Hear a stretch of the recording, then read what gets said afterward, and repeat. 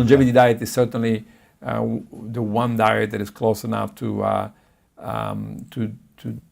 being able to cause these effects, right? So really, the longevity diet. Yeah. So lots of vegetables, lots of legumes, lots of nourishment, and fish a few times a week. Couple times a week, 2 or 3 times a week, and always I think each person has to look at their own response, right? Like as we just say, some people can burn more, some people can burn less. So it's really a matter of watching your abdominal circumference, watching your weight, watching your muscle mass. So if you go too low, then maybe the proteins is not enough. Maybe the protein quality is not sufficient, right? So these are all things that are personalized, and different people may have to adjust to make sure that in the end you're okay. Yeah. Can you eat too much or too little protein? How much does protein really affect the body? Whether you're more of an athlete training hard every day, or just someone who's not working out as much. How does eating protein play into the body? Yeah, protein is very, very important. So you can have too much. Most people have too much. Really? So we're about to publish a meta-analysis, and people having too high levels of IGF-1, and this IGF-1 is then associated with mortality, early mortality. Really? But then we see the opposite. We see the people that have too low IGF-1 doing even worse than the ones that have very high. So it's better to have more protein than less. Well, no, the best is to have that low but sufficient level. Okay. Those are the people that live the longest, and those are the people that live the healthiest too. Apparently. What's the amount you should be having on a daily basis, I guess? Well, we calculated that around, I think it was around 60, 70 grams of protein per day seemed to be in that spot where it wasn't either too high or too low.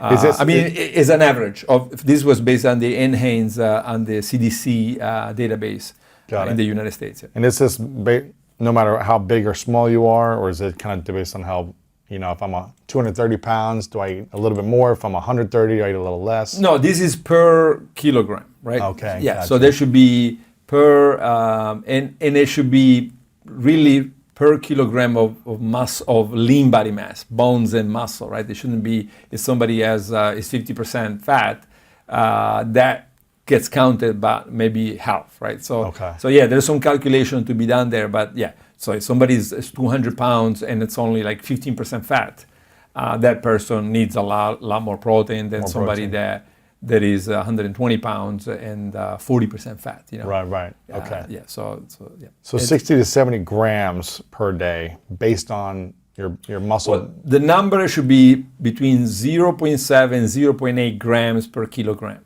Okay. Which I think it turns out to be about 0.32 to 0.37 grams per pound. Per pound. Yeah. Okay. So how much protein you should have for yourself per day? Yeah. That's how much protein.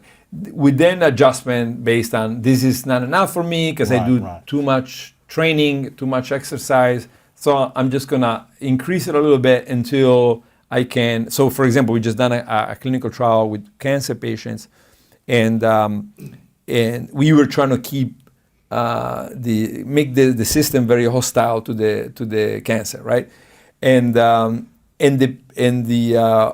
physicians insisted that.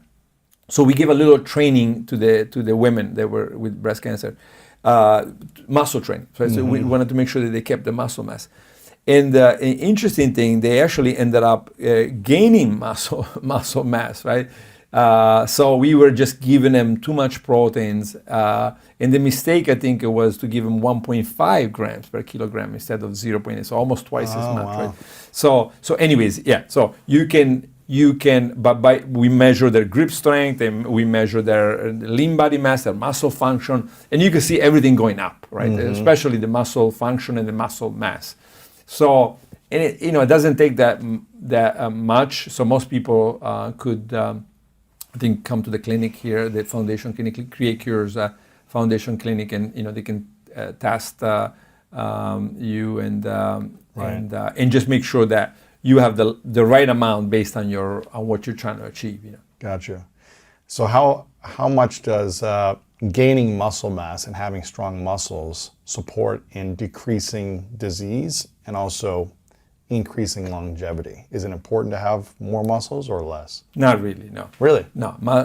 Based on longevity and disease. If you look at the people that are the longest, one of my passion is to go around the world and visit the oldest living people. So, for example, Emma Morano, I followed for the last 5 years of her life. She got to 117, right? So 117. The third oldest person who ever lived in this planet. Wow. And most of them are really thin, and really frail. Well, I guess thin. at that age, though, you're going to be a lot thinner. Yeah, but I think if you look at their at the way they wear, if you look at the pictures, and if you look at their sons and daughters, they were skinny. In most cases, they're very skinny. The Okinawans, for example, it's another place in Japan where they have record longevity, and they're very, very thin. Now, that doesn't mean it's necessarily good to be old and thin. Right. It's probably not good. You break your bones if you fall. Yeah, you're frail.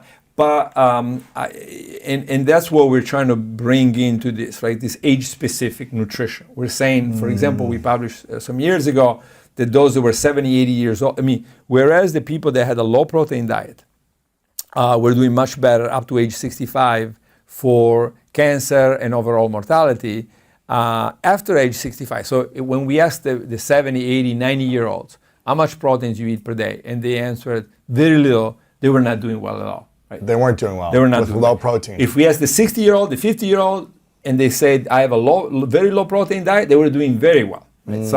So this is suggesting that eventually that muscle, that strength is going to help you in your older years, but it doesn't really help you that much because it's probably that those growth factors and the food you eat that helps you keep the muscle is also working against you when we're talking about diabetes, cancer, cardiovascular disease, etc. If you had a magic wand and you could eliminate 3 foods or 3 types of foods in the world that we would never be able to eat, what would those 3 foods be that would support you in longevity, healthier body, less disease? What would you say are those?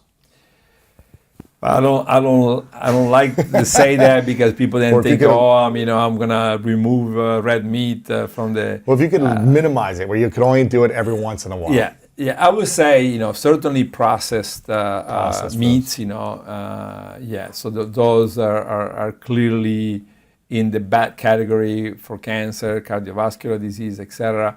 Then I would say probably fried animal fats. Oils, etc. When they're fried, they're not good at all. What happens to the body when they're fried? Well, the fats change, and when they change, they can cause inflammation. They can contribute to. The number one cause of that in the United States is still cardiovascular disease. Right. And that's inflammation is causing inflammation and the fats, right? So the fats then are gonna help deposit in the inside walls of the arteries. And then when you have inflammation plus the fats and these saturated fats particularly, now you have a recipe for a heart attack, for stroke, et cetera, et cetera.